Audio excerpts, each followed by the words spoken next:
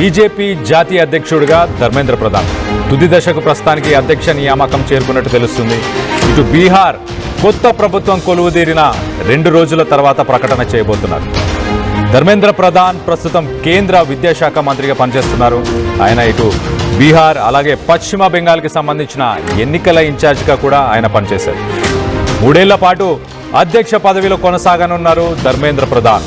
ప్రస్తుతం బీజేపీ జాతీయ అధ్యక్షుడిగా ఉన్న జేపీ నడ్డా త్వరలోనే ఆయన పదవీ కాలం ముగియనుంది కాబట్టి ఇప్పుడు ఈయనని ఎన్నుకునే అవకాశం ఉన్నట్టు చాలా క్లియర్గా తెలుస్తుంది.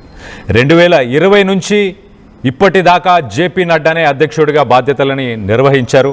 సో మొత్తం మీద ఇప్పుడు ధర్మేంద్ర ప్రధాన్ ఆయన గురించి ఒక్కసారి మాట్లాడుకుంటే కనుక మనం ఇటు ఒడిశా స్టేట్ నుంచి ఆయన ఏబీవీపీలో ఒక కార్యకర్తగా ఆయన పార్టిసిపేట్ చేసి పార్టీలో ఒక మెంబర్గా అలాగే నేషనల్ పాలిటిక్స్కి మనం చూస్తే కనుక 2014 నుంచి ఆయన కేంద్ర మంత్రిగా పదవులని ఆయన పదవీ కాలం అప్పటి నుంచి ఉన్నట్టు తెలుస్తుంది. ఇటు బీహార్కి సంబంధించిన ఎన్నికల్లో ఆయన ఇన్ఛార్జ్గా లాస్ట్ మినిట్ జస్ట్ పోలింగ్ కంటే కొంత సమయం ముందు ఆయనని ఇన్ఛార్జ్గా అక్కడ పెట్టడం, ఆయన బీహార్ ఎలక్షన్స్ని విజయవంతంగా ఒక ల్యాండ్ స్లైడ్ విక్టరీని బీజేపీకి ఇవ్వడంతో మొత్తం మీద నెక్స్ట్ ఒక స్ట్రాంగ్ కంటెండర్.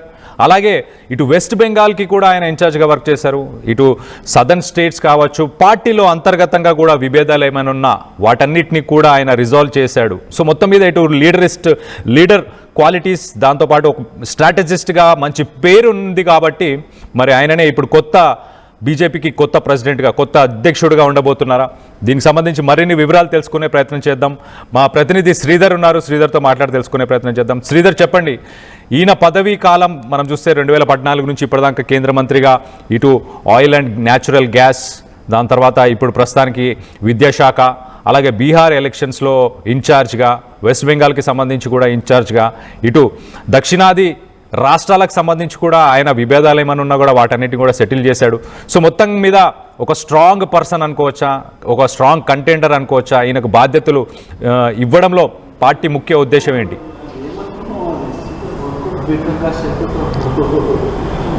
ఏకల్లైనట్టు డెఫినెట్గా కూడా ఒక బలమైన నేతను జాతీయ అధ్యక్షుడిగా పెట్టాలన్న యోచనలో బీజేపీ ఉంది. అందుకే ధర్మేంద్ర ప్రధాన్ దానికి ప్రస్తుత పరిస్థితుల్లో కూడా సరైనటువంటి వ్యక్తి పార్టీ అని చెప్పి పార్టీ ఒక నిర్ణయానికి వచ్చినట్టు సమాచారం. ఇప్పటికే అటు 2020 నుంచి కూడా 23 వరకు కూడా అటు ఆ ప్రస్తుత అధ్యక్షుడు జేపీ నడ్డా పదవి కాలం ముగియాల్సి ఉంది. కానీ ఆ తర్వాత వెంటనే కూడా పార్లమెంట్ ఎన్నికలు వచ్చాయి. 2024 పార్లమెంట్ ఎన్నికలు, 2023లో వివిధ రాష్ట్రాల యొక్క అసెంబ్లీ ఎన్నికలు ఉన్న నేపథ్యంలో ఆయనకు సంబంధించి కూడా జేపీ నడ్డా యొక్క పదవి కాలం జాతీయ అధ్యక్షుడిగా కూడా పొడిగిస్తూ వచ్చారు. ఇప్పుడు ఎందుకంటే అటు బీజేపీకి సంబంధించి చూసాం, బీజేపీకి సంబంధించి మెంబర్షిప్ అయిపోయింది, అధ్యక్షుడికి సంబంధించిన ఎన్నిక ప్రక్రియ అనేది కూడా దాదాపుగా అయిపోయింది. యూపీ ఎలక్షన్ కోసం కూడా యూపీలో జరుగుతున్నటువంటి దానికోసము యూపీలో కుంభమేళ కోసం కొంత ఆపారని గతంలో చర్చ జరిగేది. ప్రస్తుతం అధ్యక్షుడు ఏ క్షణమైనా కూడా కొత్త అధ్యక్షుడిని ఎన్నుకుంటారని చెప్పి కూడా పార్టీలో చర్చ జరిగింది. ఆ తరుణము రానే వచ్చింది. అది ధర్మేంద్ర ప్రధాన్ కూడా దాదాపుగా బీజేపీ జాతీయ అధ్యక్షుడిగా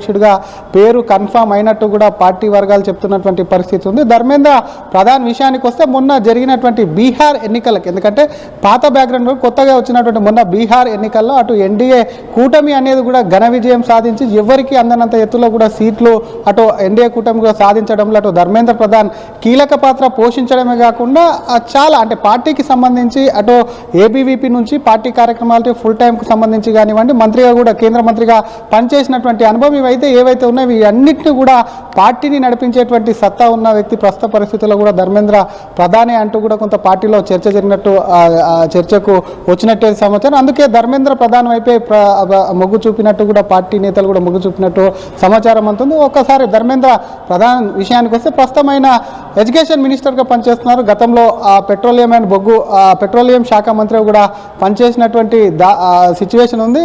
మొన్న జరిగినటువంటి పార్లమెంట్ ఎన్నికల్లో ఆయన ధర్మేంద్ర ప్రధాన్ ఒడిశాకు చెందినటువంటి వ్యక్తి. పార్లమెంట్ ఎన్నికల్లో 21 సీట్లకు గాను 18 సీట్లు గెలుపొందడంలో కీలక పాత్ర పోషించడమే కాకుండా ఎన్నో ఏళ్ళు అటు ఒడిశాను పాలించినటువంటి అటు నవీన్ పట్నాయక్ పార్టీ ఏదైతే ఉందో ఆ పార్టీని పూర్తిగా నవీన్ పట్నాయక్ను సీఎం చైర్ నుంచి దించి అటు ఒడిశాలో కూడా బీజేపీ జయకేతనం చైతన్యం ఎగరవేయడంలో కూడా ఇటు ధర్మేంద్ర ప్రధాన్ ప్రధాన పాత్ర పోషించడం అంటే కీలకమైనటువంటిది. సౌత్ రాష్ట్రాలకు సంబంధించి మీరు అన్నట్టుగా ఏదైనా వివాదాలు వచ్చినప్పుడు కూడా ధర్మేంద్ర ప్రధాన్ వాటిని సాల్వ్ చేస్తుంటారు.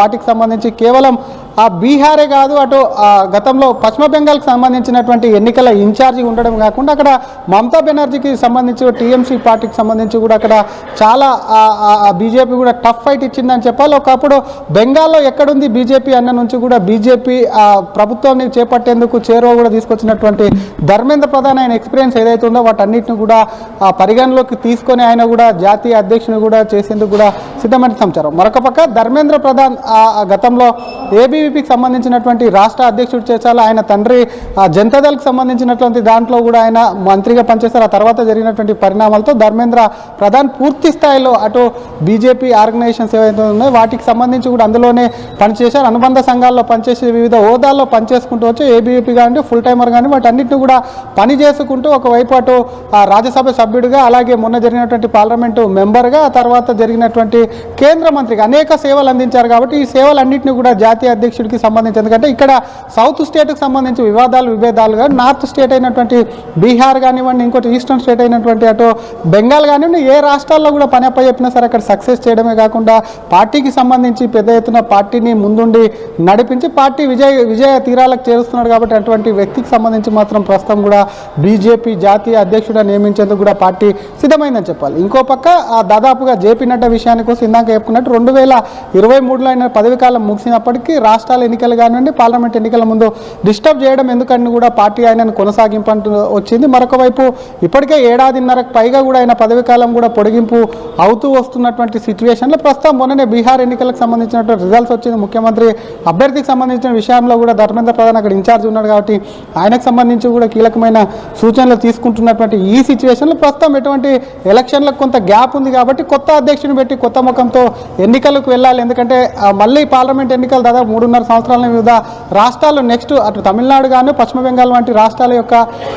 అసెంబ్లీ ఎన్నికలు వస్తున్నాయి. కాబట్టి వాటికి సంబంధించి కొత్త అధ్యక్షుడితో ఎన్నిక వెళ్ళాలని చెప్పి కూడా పార్టీ నిర్ణయించడం కాకుండా 2-3 రోజుల్లో కూడా ధర్మేంద్ర ప్రధాన్కు సంబంధించినటువంటి అఫీషియల్కు సంబంధించినటువంటి అనౌన్స్మెంట్ ఏదైతే ఉందో బీజేపీ జాతీయ అధ్యక్షుడు ప్రకటన రానుందని చెప్పొచ్చు. Kalyan. Right Sridhar, thanks for the latest update. So మొత్తం మీద ఇటు ధర్మేంద్ర ప్రధాన్ ఆయన ఒక ఏబీవీపీ రాష్ట్ర అధ్యక్షుడిగా, ఇటు ఒడిశా స్టేట్కి సంబంధించి రాష్ట్ర అధ్యక్షుడిగా పనిచేసి దాని తర్వాత బీజేపీలో ఆయన నేషనల్ పాలిటిక్స్లో ఒక నేషనల్ లీడర్గా ఎదిగాడు. దాని తర్వాత ఒక 2 దశాబ్దాలు 2 డెకేడ్స్ ఒక సెంటర్కి సంబంధించిన పోర్ట్ఫోలియోలో ఆయన పనిచేశాడు. ఇటు పెట్రోలియం, న్యాచురల్ గ్యాస్, దాంతోపాటు స్కిల్ డెవలప్మెంట్ అండ్ ఆంటర్ప్రెన్యూర్షిప్. ప్రస్తుతానికైతే విద్యాశాఖలో ఆయన పనిచేస్తున్నాడు.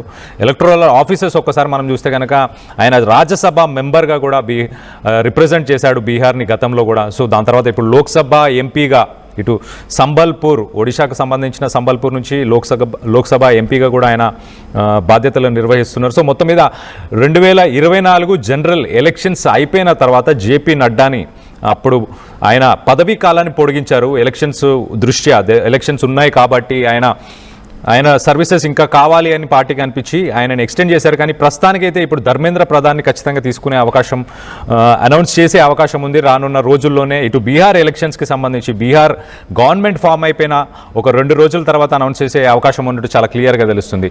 ఒకసారి ఆయన బీహార్ ఎలక్షన్స్లో ఆయన ఏం చేశాడన్న దాని గురించి ఒకసారి మనం ఆలోచిస్తే కనుక బీహార్లో ఆయన క్యాండిడేట్స్ని సెలెక్ట్ చేసే దగ్గర నుంచి అలాగే బూత్ లెవెల్లో కూడా నాయకులతో అందరితో మాట్లాడి ఇటు బీజేపీ అలాగే ఎన్డీఏకి సంబంధించిన పార్ట్నర్స్ ఎవరైతే మిగతా పార్టీలు ఎవరైతే ఉన్నారో ఆ పార్ట్నర్స్ అందరినీ కూడా ఆయన మమేకం చేసుకొని ముందుకెళ్లారు.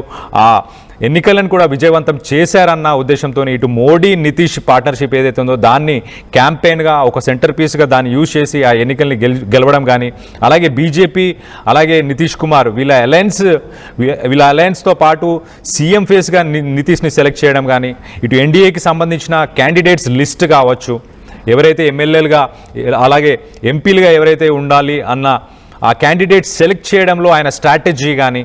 సో మొత్తం మీద ఇటు దక్షిణాది రాష్ట్రాలకు సంబంధించి నాయకుల మధ్య విభేదాలు ఉన్నా కూడా వాటిని ఆయన ఇంతకుముందు రిజాల్వ్ చేసిన ఆయన లీడర్షిప్ క్వాలిటీస్ కానీ ఇవన్నీ చూసి మొత్తానికైతే ప్రస్తుతానికైతే బీజేపీ నెక్స్ట్ పార్టీ ప్రెసిడెంట్గా ఇటు ధర్మేంద్ర ప్రసాద్ని ఎన్నుకోబోతున్నారు. దీనిపై మీ అభిప్రాయాలు ఏంటనేది కింద కామెంట్ రూపంలో తెలియపరచండి.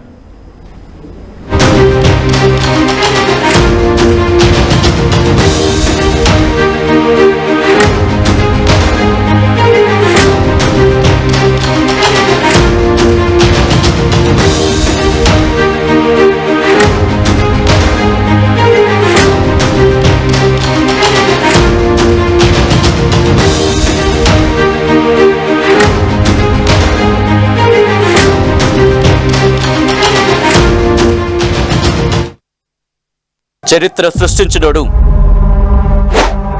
ఇప్పుడు ఆ చరిత్రని తిరగరాయబోతున్నాడు. అబద్ధాల గోడల్ని బద్దలు కొట్టి నిజాలను రాగా మీ ముందుంచబోతున్నాడు.